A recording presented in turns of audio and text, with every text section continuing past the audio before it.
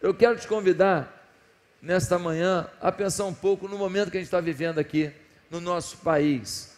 Nós estamos vivendo uma época de Olimpíada, e eu queria aproveitar para dizer que muita gente torce contra. Porque eu não quero Olimpíada, porque roubaram isso, roubaram aquilo. Olha só, o roubo não tem nada a ver com o evento. O roubo é um problema endêmico que nós temos no nosso país. Todo mundo rouba o tempo inteiro nas políticas desse Brasil. Isso é um problema, isso não tem nada a ver com a Olimpíada. A Olimpíada é uma bênção. É uma bênção, porque o esporte é uma bênção. Culturas estarem juntos, convivendo, comendo juntos, isso é uma bênção. Eu poder falar do amor de Deus aqui para uma pessoa de um país onde não se pode falar de Jesus, é uma bênção. É uma bênção. Tem gente aqui do Sudão, da Tunísia, tem gente aqui do Azerbaijão, tem gente aqui do Afeganistão, tem do mundo inteiro. E eu posso falar livremente que Jesus Cristo é o Senhor da minha vida, coisa boa. Então, para a gente não é problema nenhum. Agora, todo lugar que tem uma mala solta, vira um problema. Eu espero que nunca tenha explosivo na mala, mas nós estamos com problema. Agora há pouco aqui, ali perto ali do golfe, né? Deixaram a mala na rua lá, pronto. Pararam a rua lá para ver a mala. Eu acho que tinha que ficar à distância, dar um tiro na mala. Explodiu. Não é? Sai todo mundo, para não perder muito tempo, não parar o trânsito. Dá um tiro de longa distância na mala. Mas assim, se tiver alguém dentro da mala, que é um problema, né? Acho melhor, a minha ideia não é boa não. Bem, fato é que pararam o trânsito aí, e eu queria orar pela nossa cidade. Nossa cidade. Nessa festa de abertura da Olimpíada, eu tiraria algumas coisas que eu acho que não representam o nosso país. Eu tiraria algumas coisas, né? Mas que festa bonita. Que festa bonita. Eu tirei um monte de foto da televisão. Um monte de foto. Aquela foto do Cristo Redentor, verde e amarelo, com o Maracanã explodindo em glória. Assim, aquela luz. Falei, meu Deus, Jesus abençoando e a cidade explodindo em glória.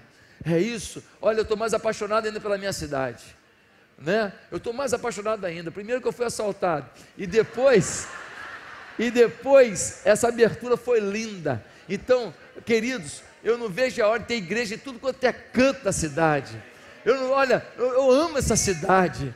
Nós vamos mudar essa cidade. Eu não vejo, olha, eu estou com a vontade de ir lá nos pagodes da Mangueira. Eu estou com vontade de um monte de coisa doida. Eu estou assim para interagir com o meu povo. Eu posso pensar diferente, mas eu tenho que amar o meu povo. E nós temos que amar o nosso povo. Eu estou doido para ver uma igreja nossa lá na Cidade de Deus. Na Cidade de Deus, já imaginou? E Beatitude, Cidade de Deus. Olha o nome, que nome profético, Cidade de Deus. Tem que virar Cidade de Deus. Tem que virar Cidade de Deus. Olha que nome lindo. Meu Deus, de repente alguém aqui fala assim, pastor, eu quero ser o pastor nesse lugar. Eu vou trabalhar por isso, eu vou provar meu valor aqui na igreja, minha dedicação aqui na Visão Celular, para saberem que eu sou um multiplicador, e eu vou para lá, e eu vou amar aquele povo. Aí eu falei para o irmão, querido, eu brinquei com o irmão, né, porque ele é medroso demais. Eu falei, cara, você que eu estou sentindo de Deus, que é você que vai pastorear. Ele ficou me olhando assim, será, pastor? Medroso. Gente, quando a gente vai em nome de Jesus, a gente pode ir em qualquer lugar. Olha, eu já fui fazer trabalho missionário na área do Hezbollah, lá no Líbano. Área do Hezbollah, lá mata mesmo, irmão, mata. E a gente fazendo trabalho missionário. Mas eu também não vou ser bobo. O que eu fazia? Só andava com a camisa do Brasil. Romário, Ronaldinho, o tempo inteiro. Tem jeito de fazer. Então, queridos, que Deus nos dê essa paixão pelos nossos irmãos, e a feijoada vai ser um momento muito lindo para isso. E que Deus nos dê paixão pela cidade. Eu estou apaixonado pela minha cidade como nunca. Eu estou vibrando com a cidade. Eu tirei um monte de foto, eu postei foto, cada dia eu vou postar uma foto. Eu tirei a televisão, eu só pum. Cada foto linda. Essa cidade é linda. e tudo que tem aqui que não é tão lindo, nós podemos mudar se nós tivermos amor e compromisso. Por isso, curva a sua cabeça aqui, vamos orar pela cidade. Senhor, que não haja nenhum atentado na nossa cidade, que não haja nenhuma morte na nossa cidade, que as autoridades tenham sabedoria na organização desse evento, que os brasileiros, ó Deus, resgatem o seu amor pela pátria, mesmo com tanto motivo para ter tristeza com a pátria. Remove do poder os corruptos e levanta uma nova geração apaixonada por pessoas e temente ao Senhor. Em nome de Jesus, protege a nossa cidade de todo mal.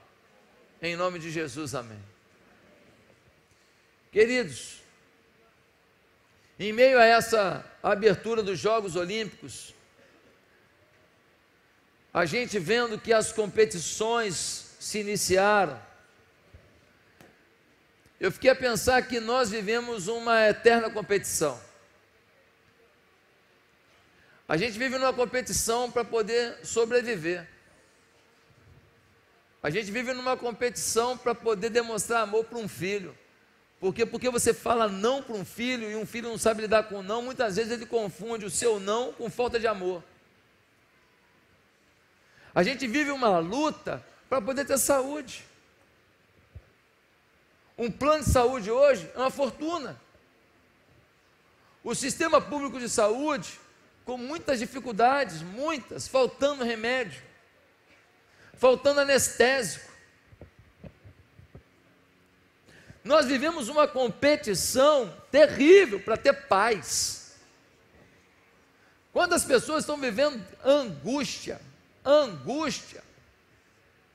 dor. Gente que tem uma casa bonita, uma família bonita, uns filhos saudáveis, mas vive na tristeza, parece assim, nada está bom, a vida não presta, só vem o lado ruim, o lado pior das coisas. E há uma competição que a gente não tem como fugir, é a competição para a gente ter sintonia com Deus. É uma luta, é uma corrida com barreiras, e barreiras altas. São barreiras altas que, se você não transpassá-las, você não chega a uma vida íntima de Deus, próxima de Deus. E o pior de tudo é que fora desse convívio, dessa intimidade com Deus, você dançou. Você pensa que vai levar o prêmio no final, mas você não vai levar nada. Você não vai levar, porque o que garante a premiação na sua vida é o poder de Deus, é a vida em Deus, é a sintonia com Deus, é a presença de Deus. Então, querido, você vive numa competição maior que a Olimpíada. E muita gente não está consciente disso, acha que as coisas vão acontecer naturalmente. Naturalmente, coisa nenhuma, meu filho. Naturalmente nada. Naturalmente no teu bolso não tem o dinheiro para pagar a tua conta, não. Você que não vai trabalhar, não. Naturalmente ninguém vai entregar na sua casa as compras, não. Você que não corra atrás e procure os preços para poder comprar lá o seu arroz, o seu feijão, o seu ovo. Aliás, ovo, hein? Ovo. Negócio de picanha para ovo. Melhor alimento depois do leite materno, ovo. Para de palhaçada, come ovo. Muita gente, preconceito com ovo. Não, vou ter que comer ovo. Não, tem gente que come 6 ovos por dia. 6 ovos por dia. Nutrientes. Momento saúde. Meus amados irmãos, o apóstolo Paulo e o autor da carta aos Hebreus, eles viam a Olimpíada, viam os jogos, as competições, como um paralelo muito grande com a vida cristã. O apóstolo Paulo abusou dessas imagens, usou muitas vezes. O autor da carta aos Hebreus também. E eu quero ler com você um texto que fala dessa competição. para hoje a gente pensar sobre o seguinte tema: a corrida da fé. Por isso, abra sua Bíblia em Hebreus capítulo 12, versículo 1 a 7. Hebreus 12, verso 1 a 7. Eu não sei se já prepararam os fones para tradução simultânea. Não prepararam, né? Hã?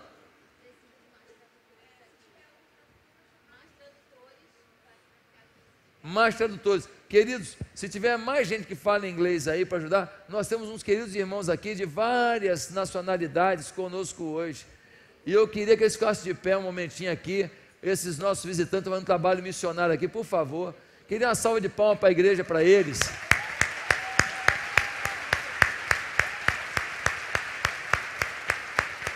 Glória a Jesus. Muito bem-vindos, que Deus abençoe muitos irmãos em nosso meio. Eles estão fazendo um trabalho. Nós temos um centro de recepção de atletas que é lá no Rio Mar. Não adianta você ir lá, não vai entrar. É uma área restrita de atletas. Só pode ir quem está credenciado. Quem está credenciado, porque você sabe que o atleta, ele precisa de alguns cuidados, inclusive, não pode nem tomar um copo d'água. Ele toma um copo d'água qualquer, ele toma uma bebida qualquer e cai num doping. Então é uma área restrita por causa da legislação mesmo. E então só pessoas credenciadas. O pastor Leandro está coordenando isso.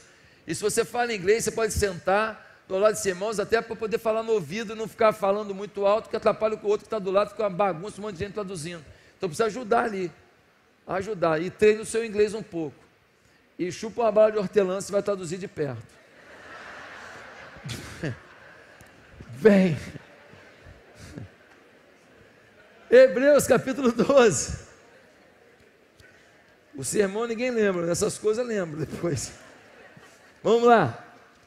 Hebreus 12, versículo 1, diz assim: portanto também nós, uma vez que estamos rodeados por tão grande nuvem de testemunhas, livremo-nos de tudo que nos atrapalha e do pecado que nos envolve, e corramos com perseverança a corrida que nos é proposta, tendo os olhos fitos em Jesus, autor e consumador da nossa fé. Ele, pela alegria que lhe fora proposta, suportou a cruz, desprezando a vergonha, e assentou-se à direita do trono de Deus.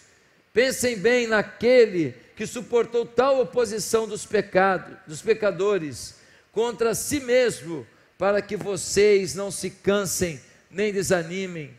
Na luta contra o pecado, vocês ainda não resistiram até o ponto de derramar o próprio sangue.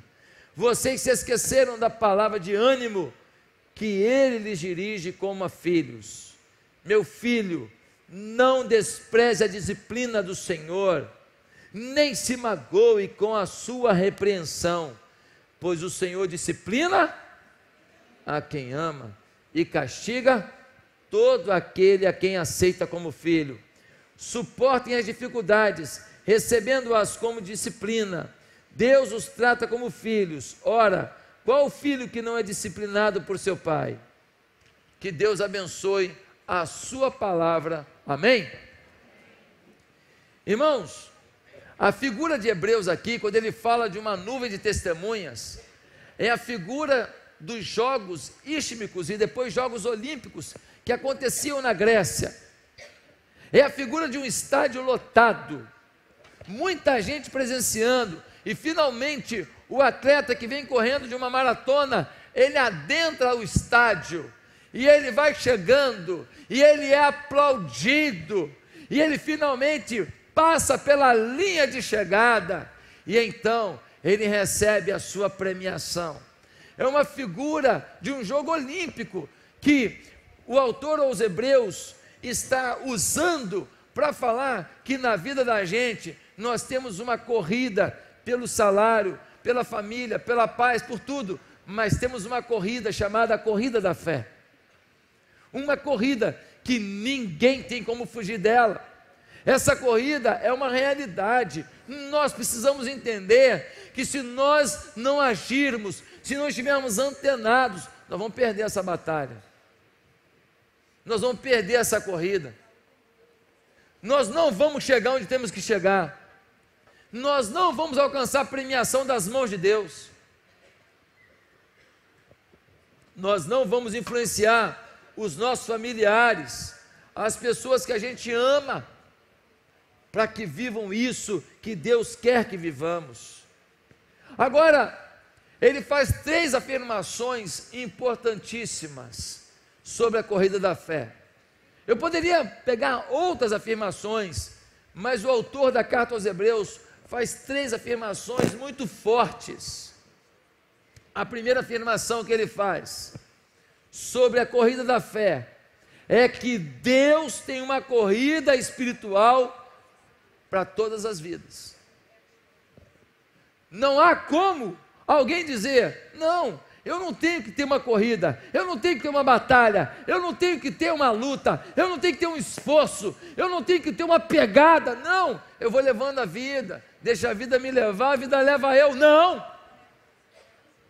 Olha o que diz o versículo 1, Hebreus 12, portanto também nós, uma vez que estamos rodeados por tão grande nuvem de testemunhas, livremo-nos de tudo que nos atrapalha e do pecado que nos envolve, e corramos com perseverança a corrida que nos é proposta. Irmãos, a corrida da sua vida, a sua corrida espiritual, ela é proposta por quem? Por Deus. Por Deus. Deus tem expectativas da sua vida. Deus quer entregar uma medalha para você. Deus quer entregar um troféu para você. Deus quer que você se supere, que você tenha disciplina, que você se esforce, que você passe por cima do seu eu, do seu ego, da sua carne, que você vença os seus desejos humanos, egoístas, e que você alcance algo, espiritualmente falando, que você deixe uma marca de fé, que você seja uma representação do poder de Deus no mundo, que você alcance uma nova dimensão na sua vida. Pastor, eu estou aqui na igreja, eu me entrego a minha oferta, e eu gosto tanto do Senhor, gosto tanto da igreja, não é bom não? É muito bom, que bom que você gosta de mim, estou muito feliz, que bom, obrigado. Mas meu querido, você não pode vir aqui com uma expectativa de ouvir uma mentira, de achar que vir à igreja e contribuir é suficiente. Meu irmão, você está numa corrida proposta por Deus, e toda corrida envolve sair em movimento acelerado, envolve se esforçar. Olha, corrida não é simplesmente andar, parar, tomar água de coco, anda mais um pouco. Tem um povo que vai na praia fazer caminhada, caminha 3 metros, para tomar água de coco, né? Caminha mais 10 metros, come um peixe. Depois já está na hora de voltar para casa. Meus amados, meus queridos, de Deus vem a proposta. Não se trata de você ver no que vai dar a sua vida, não se trata de você fazer alguma coisa para Deus, e se der, ajudar alguém, e se por um acaso acontecer, um dia você se tornar uma pessoa espiritual. Não se trata de fazer o que dá e viver o que por acaso acontecer. Há uma expectativa na sua corrida da fé. Um dia você chegará no estádio, uma nuvem de testemunhas, os anjos, os salvos, os santos. Paulo vai estar lá, Abraão vai estar lá, Moisés vai estar lá, e você vai receber das mãos do Senhor a sua recompensa. Que recompensa você vai receber, se é que vai receber? O que você vai levar para entregar, dizendo: olha aqui, foi o meu melhor, foi a minha corrida, foi o meu esforço, foi a minha dedicação. O que você tem para mostrar que garanta que dentro da corrida da fé, que não envolve uma corrida contra alguém, mas é uma corrida contra você, Eu não estou disputando quem corre mais. Eu não vou botar o pastor Claudio aqui e falar: Claudio, vamos ver quem chega primeiro lá? Quem chegar por último é a mulher do padre. Lembra disso? Quando era pequenininho, que a gente brincava assim: quem chegar por último é a mulher do padre. Não, eu não estou disputando com ninguém. Eu não estou disputando com a igreja, eu não estou disputando com outro irmão, eu não estou disputando quem é mais temente a Deus, quem é mais bonito para Deus, quem é mais interessante para Deus. Não! O problema sou eu.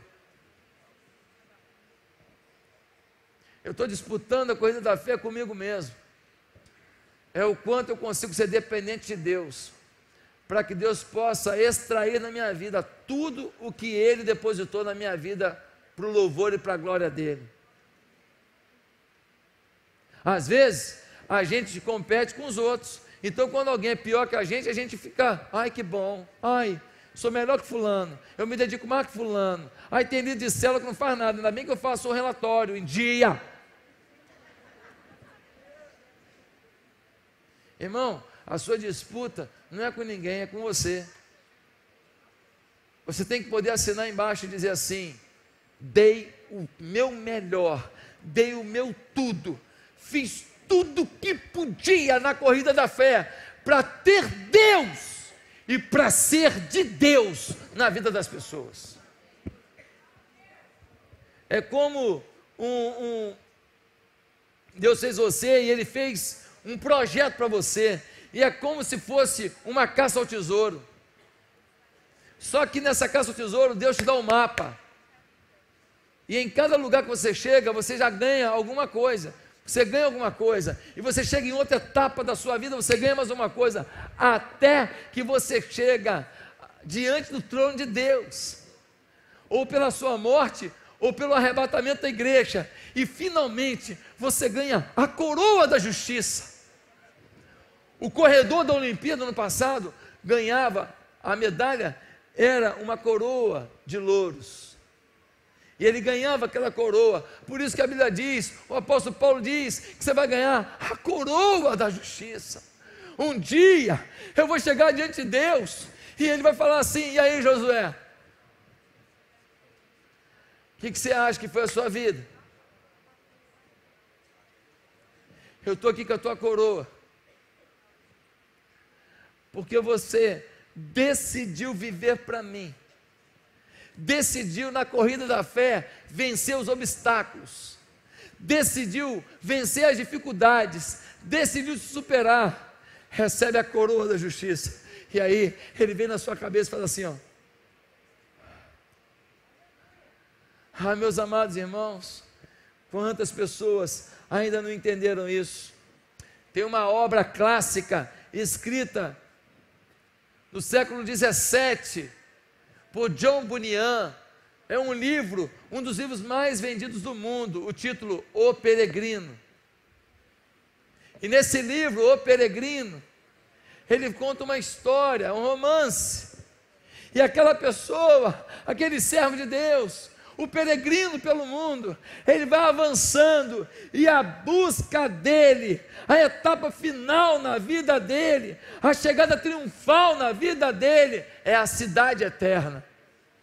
E então o peregrino, ele entende que ele é peregrino aqui, ele não tem casa definitiva aqui, ele não será validado por Deus pela casa que ele morou aqui, pelo carro que ele usou aqui, pela roupa que ele tinha aqui, pelo dinheiro na conta bancária daqui. Ele será validado pelo que ele viveu para Deus aqui, porque ele era peregrino. Ei, você é peregrino, peregrino, corra! Corra a corrida da fé, dê o seu melhor. Um dia você vai entrar na cidade eterna. Ah, meus amados irmãos, será que nós temos vivido isso? Um jovem estava preso, um jovem temente a Deus, e chegou a hora da execução dele. Ele estava preso simplesmente porque amava a Deus, e naquele país era proibido amar a Jesus, amar a Deus, ser um cristão. E então, na hora em que ele estava indo agora para ser executado, ele queria deixar uma marca, ele queria deixar uma marca naquela prisão, para que todo mundo que entrasse ali visse que aquela execução não roubou dele a certeza de que ele correu com dignidade a corrida da fé. Sabe o que ele fez? Ele mordeu o pulso até sangrar. E quando o sangue começou a sair, ele com seu dedo foi pintando na parede e escreveu o Apocalipse 2:10: ser fiel até a morte e dar-te-ei a coroa da vida. Quando as pessoas chegaram naquela prisão, viram escrito a preço de sangue: ser fiel até a morte e dar-te-ei a coroa da vida. Meu amado irmão, você tem vivido isso? Você é fiel até a morte? Ou você é fiel até a primeira fofoca? Ou você é fiel até o primeiro contratempo na igreja? Você é fiel até o primeiro problema na igreja? Você é fiel à primeira decepção com alguém? Até onde você é fiel? Você é fiel até a morte? Ou você é fiel até uma fatalidade, uma barreira, um obstáculo que baixava você pular, saltar e seguir em frente? Percebe a diferença de quem entende que sua vida tem um alvo? Percebe a diferença de gente que não está no meio do povo de Deus apenas para estar no meio do povo de Deus, mas está aqui pela corrida da fé? Tem gente que está aqui me ouvindo, está aqui na igreja um tempão, e você até hoje não discipula ninguém. Até hoje você não discipula ninguém, e você quer discipulado. Você quer apoio, você quer gabinete. Você não discipula ninguém. Querido, em nome de Jesus, o que você vai falar para Jesus de você não cuidar de uma vida?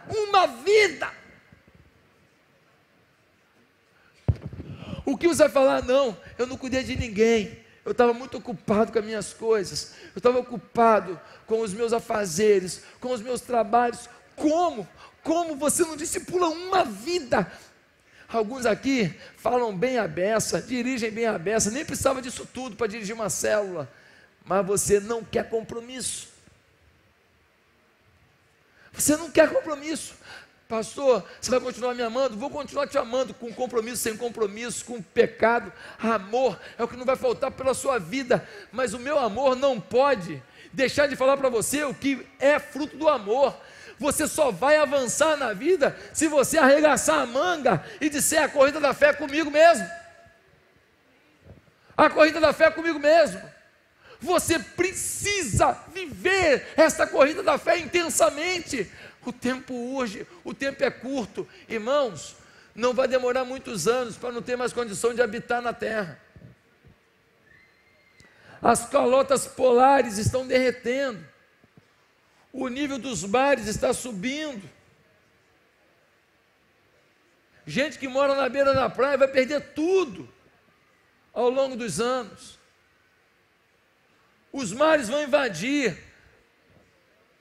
Não vai ter condição de alimento. Tem um dia final esse planeta. Ele não aguenta. A população dobra o tempo inteiro. Os gases poluentes são jogados o tempo inteiro. Ninguém quer abrir mão do seu crescimento econômico.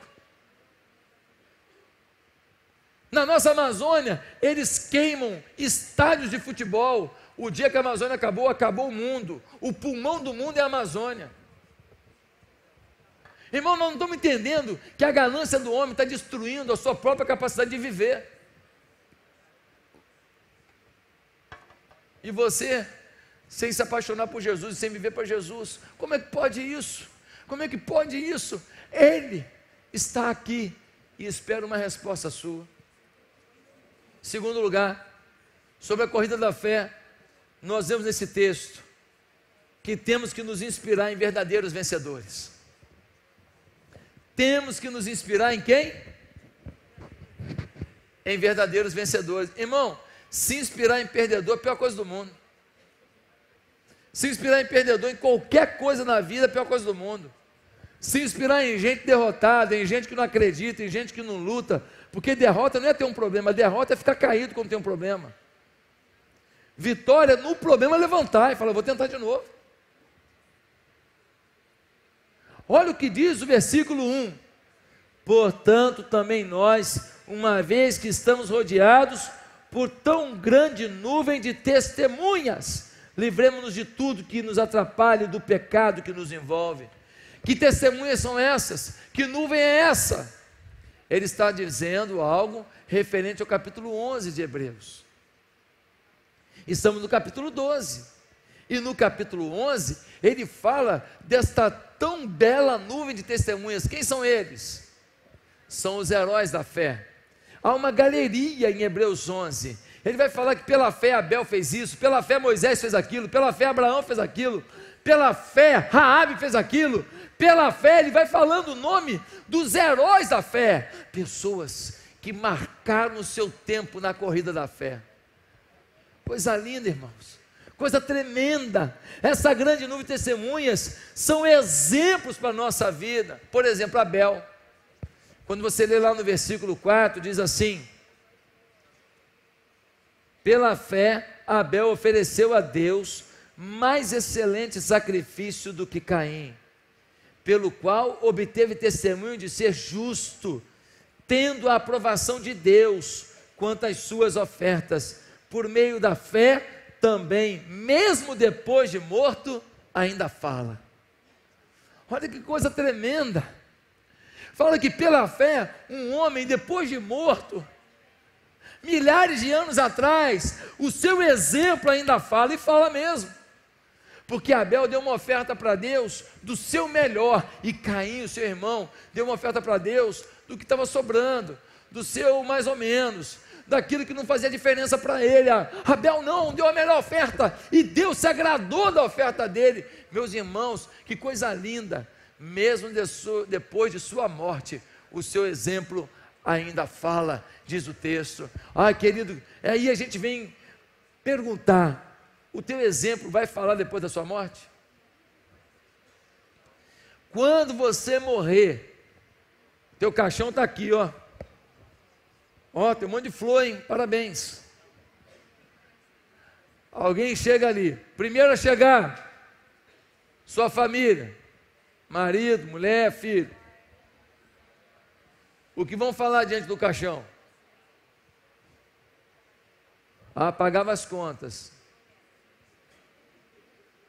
Mais alguma coisa? Gostava de futebol. Está chegando o seu vizinho. O vizinho chegou diante do seu caixão. O que ele tem a dizer? Tentou me levar para a igreja? Foi paciente comigo? Foi um problema comigo? Diante do seu caixão, está chegando agora o seu colega de trabalho. O que ele tem a dizer? Os seus parentes, o que eles têm a dizer? Os seus colegas de futebol, o que eles têm a dizer? Que você falava palavrão junto com eles? Que você ouvia as histórias das mulheres com quem eles se envolviam fora do casamento? O que eles têm a dizer? Não, que você dava um testemunho fiel, e que você fazia questão de orar antes de cada pelada lá, para poder dizer, gente, nós somos amigos, temos que pedir a Deus que nos abençoe antes desse futebol. O que eles terão a dizer? Que você é marca de generosidade? O que eles terão a dizer? Os seus funcionários estão chegando, hein? Opa! O que eles terão a dizer? Os seus patrões estão chegando para o seu enterro. Olha aí, ó, seu patrão chegando. O que ele tem a dizer? Meus queridos e amados irmãos, dá uma olhada, por exemplo, em Enoque, versículo 5 do capítulo 11, diz assim: pela fé Enoque foi arrebatado, de modo que não experimentou a morte, e já não foi encontrado, porque Deus o havia arrebatado, pois antes de ser arrebatado, recebeu testemunho de que tinha agradado a Deus. Antes de ser arrebatado, esse homem não viu a morte, Deus o levou, Deus o tirou do mundo. Antes de ser arrebatado, ele teve testemunho de Deus dizendo: você me agradou, hein? Quantos aqui Deus diria sobre a sua vida: você me agrada do jeito que você vive, você me agrada, você me agrada, você me agrada, você me agrada, você me agrada do jeito que você vive, você me agrada do jeito que você vive, você me agrada do jeito que você vive. Quantos ouviriam da boca do Deus eterno: você me agrada do jeito que você vive, e você não vai nem provar na morte, eu vou te arrebatar. Irmãos, nós temos testemunhas tremendas do que é o amor, do que é a dignidade, do que é a dedicação. Por isso, na cerimônia de abertura das Olimpíadas, eu vi uma cena que me chamou muita atenção. Eu queria que alguém viesse para o teclado já. Foi homenageado um homem chamado Kip Keino, ou Kip Keino. Quem é Kip Keino? Eu não conhecia. Kip Keino, ele é de origem etíope, e ele foi bicampeão olímpico nas corridas. Esse homem foi o homem que iniciou um processo de preparação de atletas daquele país, formando campeões olímpicos. Toda Olimpíada eles ganham alguma coisa, ou várias medalhas. Esse homem, ele se tornou, apesar de vir num país pobre, com muita dificuldade, um homem famoso. E ele teve muitas oportunidades na sua vida. Só tem um detalhe: depois de ser campeão olímpico, depois de ter o aplauso do mundo, ele voltou para o país dele. Baixa só um pouquinho, Rafa. Ele voltou para o país dele, para fazer, sabe o quê? Para cuidar das crianças. Ele voltou e ele montou orfanato. E ele começou a ensinar atletismo para as crianças do orfanato. Aquilo virou uma escola. E ele começou a ensinar adolescentes os princípios de ética, de caráter, de esforço, de superação. Meus irmãos, eu reparei duas coisas naquele homem. Quem viu a cerimônia de abertura, esse homem sendo homenageado? Eu não sei se você reparou, mas eu reparei duas coisas, presta atenção nisso. Primeiro, faltava um dente na boca daquele homem. Você reparou? 2 dentes? Vocês repararam mais que eu, hein? Um homem que foi campeão olímpico, um homem que ganhou premiações pelo mundo afora, mas não conseguiu colocar 2 dentes na boca. Quando estava falando para 1 bilhão de pessoas no mundo, através da televisão. Isso me diz alguma coisa? Mais importante que cuidado com ele é o amor pelas crianças. Não tinha dinheiro para botar um dente, talvez. Rico ele não é, você pode ter certeza. Cheio do dinheiro ele não está. A impressão que eu tenho é que o que ele ganhou foi tudo investido. E hoje ele deve viver de uma aposentadoria normal, como qualquer funcionário público que se aposenta naquele país. A segunda coisa que eu reparei é que ele citou o nome de Deus algumas vezes. Não tinha como um homem fazer isso se não fosse uma motivação em Deus. Não tinha como um homem fazer isso se Deus não estivesse por trás disso. Nenhum homem abre mão das suas homenagens, do seu dinheiro, das suas premiações, $10 mil, $20 mil, $50 mil, dos seus patrocínios, por amor às crianças, se Deus não tiver nesse negócio. Deus move o coração. Eu não sei se ele é evangélico, eu não sei o que é. Eu sei que ele falou diante de bilhões. Ele não deixou de falar. Ele não teve vergonha de falar por causa de Deus. O que muitos calam a boca, o que muitos têm vergonha de falar. Não, está passando isso aqui para todo mundo, para o mundo muçulmano, para o mundo cristão, para o mundo budista. Não, eu vou ser ético. Ele falou, não, vou falar a minha verdade. Ele estava ganhando um prêmio novo de atletas olímpicos que viraram referências de humanidade, referência de cuidado com a população, referências de visão, de cuidado com as crianças, com os pobres, com os necessitados. Esse homem é uma lenda viva. Mas ele falou por quê? Por causa de Deus. E aí eu venho para a última parte, terceiro ponto dessa mensagem. O que nós aprendemos sobre a corrida da fé? Primeiro, que Deus tem uma corrida espiritual para a sua vida, não fuja. Segundo, que temos que nos inspirar pelos verdadeiros vencedores. E nós temos exemplos na Bíblia de gente que mudou a história. Abel, Raabe, Moisés, Abraão, homens que marcaram o seu tempo pela sua fé. Mas em terceiro lugar, eu quero afirmar que o ponto de partida e o ponto de chegada da corrida da fé é um só: Jesus.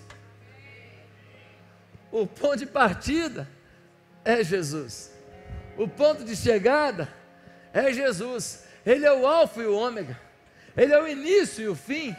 Olha o que diz o versículo 2 e 3: tendo os olhos fitos em Jesus, autor e consumador da nossa fé, Ele, pela alegria que lhe fora proposta, suportou a cruz, desprezando a vergonha, e assentou-se à direita do trono de Deus.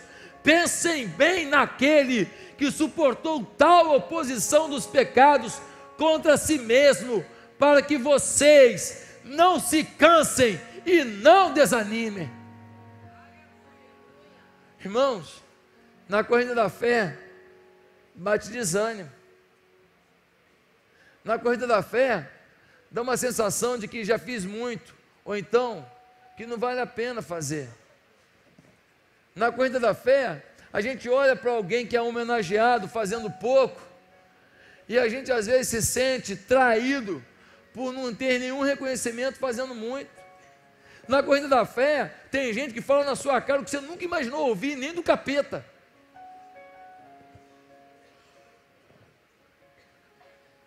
Se eu for te contar os sapos que eu já engoli, Deus me ajuda a deglutir esse sapo boi. A garganta ficou desse tamanho, o sapo aqui empacado, e eu pulando, desce sapo miserável. Na corrida da fé, tem gente que duvida do seu coração. Ah, você quer ser líder de célula para aparecer? Quer ser supervisor para quê? Para mandar? Quer ser líder de ministério para quê? Para chamar atenção? Na corrida da fé, você tem problemas pessoais. E gente ímpia não tem o problema que você tem. Você com dificuldade financeira e o outro ímpio, maldito, na mão do inferno, roubando criança, mas cheio de dinheiro, com um carrão bonito, e você passando aperto. Na corrida da fé, dá uma impressão de que às vezes não vale a pena. Aí vem o autor da carta aos Hebreus dizer aqui, ó: tenha os olhos fitos em Jesus, hein? Não olha para o obstáculo, não. Você já viu um corredor de uma corrida de 400 metros com obstáculos? Você já viu isso? Como é que ele faz? Ele olha para o obstáculo? Não, ele vai correndo e ele passa o obstáculo, passa o outro. Ele está olhando para a linha de chegada, ele está olhando para frente. E o autor da carta aos Hebreus diz aqui, ó: segura firme aí, não desiste não, mantenha os seus olhos fitos no autor e consumador da fé. O autor, ele inicia a sua corrida da fé, ele é o início, the beginning. mas Ele também é o consumador da sua fé, é aquele que conclui a sua fé, é aquele que elabora a sua fé, é aquele que consolida a sua fé, é aquele que realiza a sua fé. Ele é Jesus, o Rei dos Reis, o Senhor dos Senhores. Ele é o maior campeão olímpico de todos os tempos, Ele é o herói dos heróis, Ele é o campeão acima de qualquer suspeita, Ele é o vencedor, Ele é a autoridade, Ele é o exemplo, Ele é o nosso Salvador. Ah, meus amados irmãos,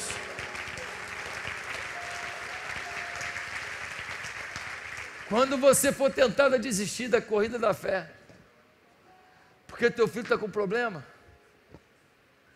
quando você for tentado a desistir da corrida da fé, porque tua mulher está com problema, porque teu bolso está com problema, quando você for tentado a desistir da corrida da fé, porque alguém está te perseguindo, aqui, lembra do que o herói dos heróis, o maior campeão olímpico de todos os tempos, passou. Dá uma olhada no que ele suportou. Quanta dor, quanta trairagem. Tinha um cara que era um dos 12, andava com ele, comeu com ele, jantou com ele, comeu churrasquinho de peixe junto com ele, dividiu o pão com ele, mas um dia o traiu por 30 moedas. Teve um cara que viu milagres exponenciais. Um belo dia, quando apertaram ele e disseram: vem cá, você é seguidor de Jesus? Ele falou: o quê? Eu não. Negou.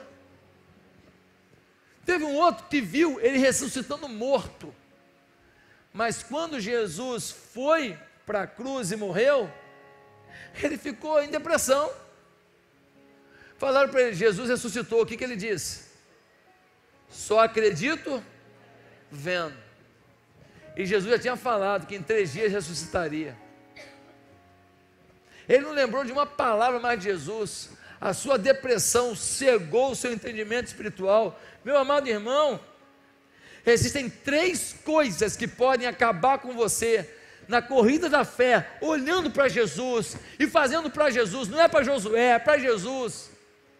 Você cuida da célula para Jesus, você cuida de família para Jesus, você cuida das crianças para Jesus, você cuida do som, da iluminação, você cuida aí da filmagem para Jesus, você está na recepção aí com esse colete aí, ó, para Jesus,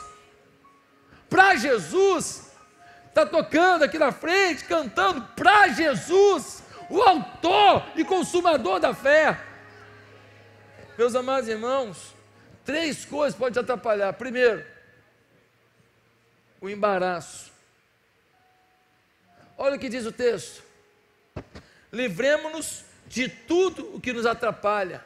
Em algumas versões diz: livremo-nos de todo o embaraço. Quando o atleta ia correr numa Olimpíada, sabe o que ele fazia? Ele botava pesos no corpo, peso, amarrava peso na perna, amarrava peso aqui, e ele corria com peso, para ser dificultoso. Quando tirava o peso que ele ia correr, parecia que ele estava uma pluma, ele voava no correr, ele voava. O treinamento era com peso, para na hora da competição ficar mais fácil. Irmãos, nós temos na nossa vida embaraço. O que é isso, pastor? Pesos. O que é isso, pastor? São aquelas coisas que não são pecado, mas viram obstrução à sua caminhada da fé, à sua corrida da fé. Por exemplo, o namoro. Namorar é bom? É bom. É lícito? É lícito. Mas se esse namoro te afasta da fé, te afasta da comunhão com Deus, te afasta da santidade, virou um embaraço. E o embaraço de hoje pode virar um pecado amanhã. Por exemplo, uma casa de praia. É bom ter casa de praia? Bom demais. É bom ter churrasqueira na casa de praia? Aleluia. Mas quando você agora não faz mais nada na igreja, porque todo final de semana você tem que ir para a casa de praia, porque já que eu tenho que usar. E aí você não tem ministério mais nenhum na igreja.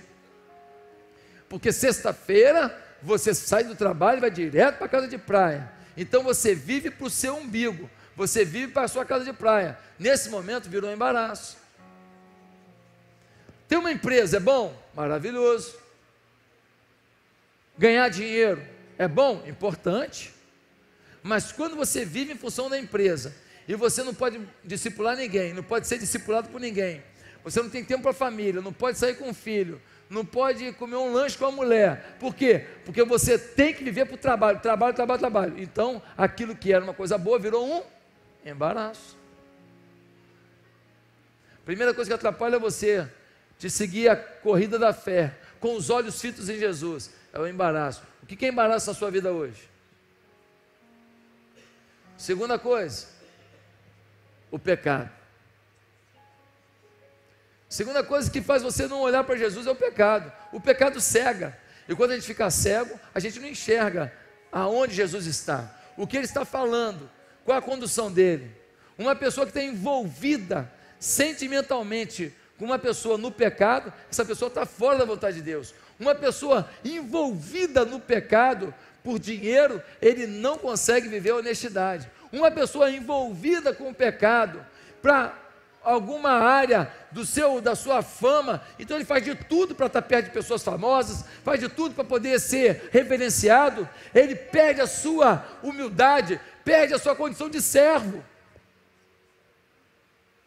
Servo. Ele esquece que Jesus lavou o pé das pessoas, pé imundo, cheio de caraca, cheio de machucadinho, porque a rua não era toda bonitinha, batia na pedrinha, fazendo aqueles machucadinhos, ia depois ficando aquela crosta de sujeira naqueles machucadinhos, nojento, micose no pé, a rodo,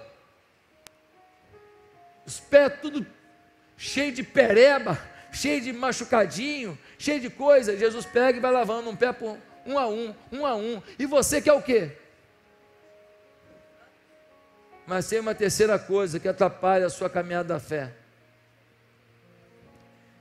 O texto diz: livremos de tudo que nos atrapalha e do pecado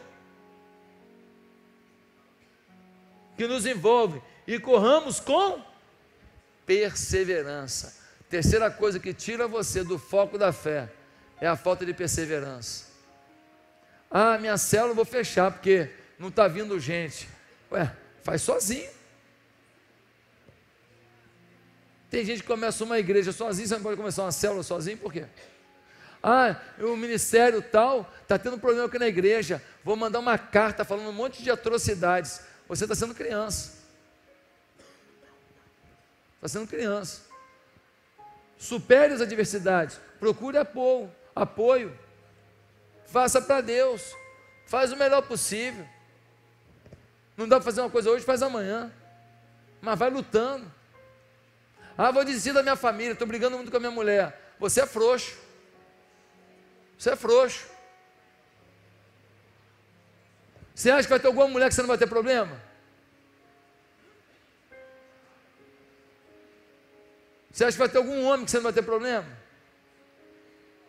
Pastor, você não sabe da minha vida. Olha só, não sei, só sei como que você tem que viver a sua vida. Agora, se a pessoa desistiu, jogou a toalha, não quer mesmo, aprontou, arrumou outra mulher, foi morar com outra mulher, não sei o que lá, aí é decisão dele.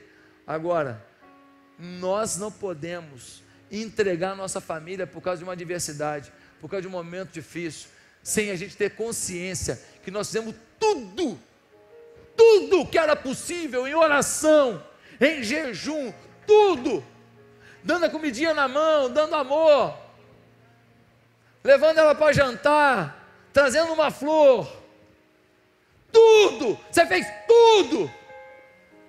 Se você fez tudo, tudo bem, mas se você não fez tudo, baixa a sua bola, se submeta a Deus, e peça que Deus traga de volta a sua família.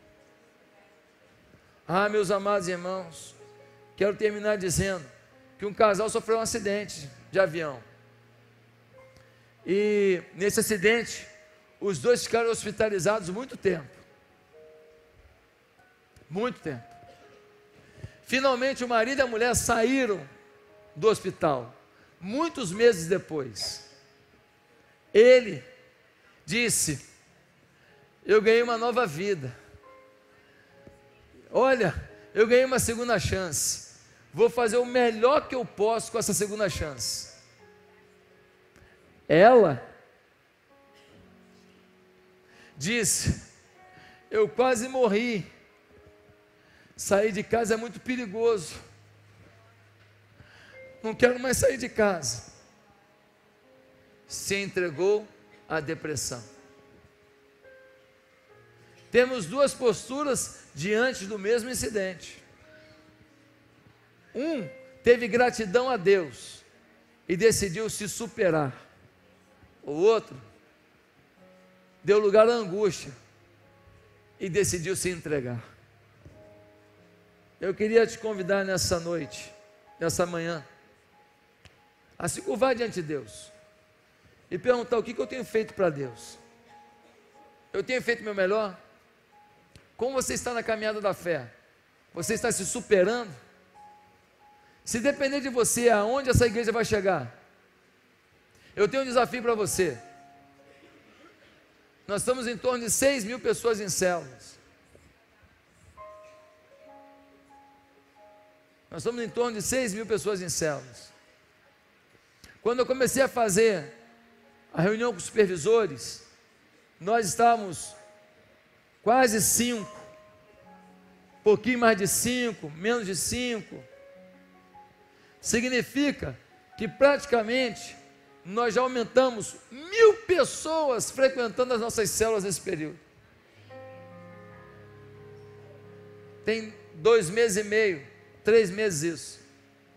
Só que agora nós temos um desafio. Em um mês, até o fim de agosto, chegarmos a 7.000 pessoas em células. Está fácil.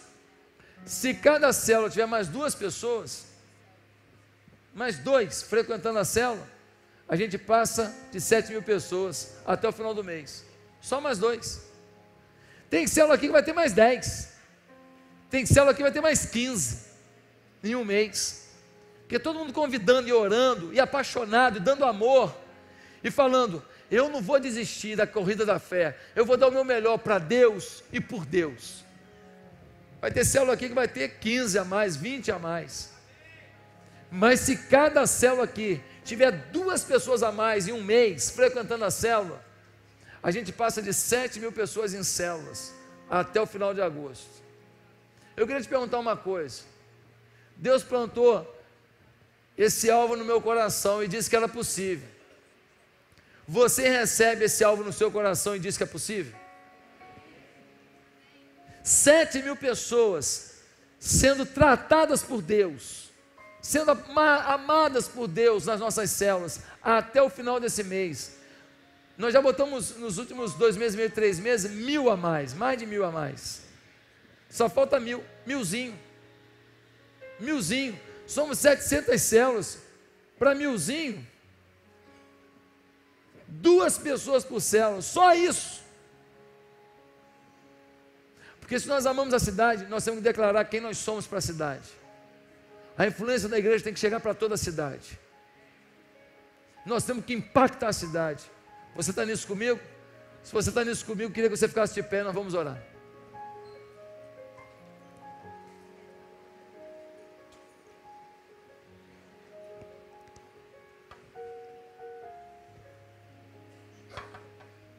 Feche os seus olhos e diga: Deus, conta comigo. Deus me usa. Deus, na corrida da fé, eu não vou fracassar. Na corrida da fé, eu vou amar meu Deus como nunca amei. Na corrida da fé, o Senhor pode usar da minha vida no tanto que o Senhor quiser. Na corrida da fé, eu vou chegar diante do meu rei e vou receber a coroa da vida da mão dele. Porque eu sou peregrino aqui. Eu sei que tem obstáculos, mas eu vou superar um por um. obstáculos financeiros, emocionais, de saúde, familiares, não importa, eu sei quem é meu Deus. Eu vou olhar para Jesus, o autor e o consumador da minha fé, em nome de Jesus, amém e amém. Deus, ouve a oração do teu povo e faz diferença na vida deles, é a nossa oração no nome de Jesus, amém e amém.